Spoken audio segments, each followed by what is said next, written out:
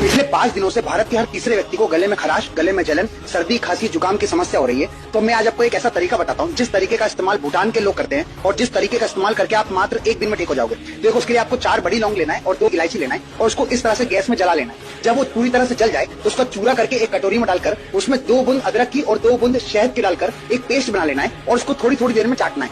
दिन में 2 बार ऐसा करना है। अगले दिन तक आप पूरे ठीक हो जाओगे और ये बात भारत के हर व्यक्ति तक शेयर करना है।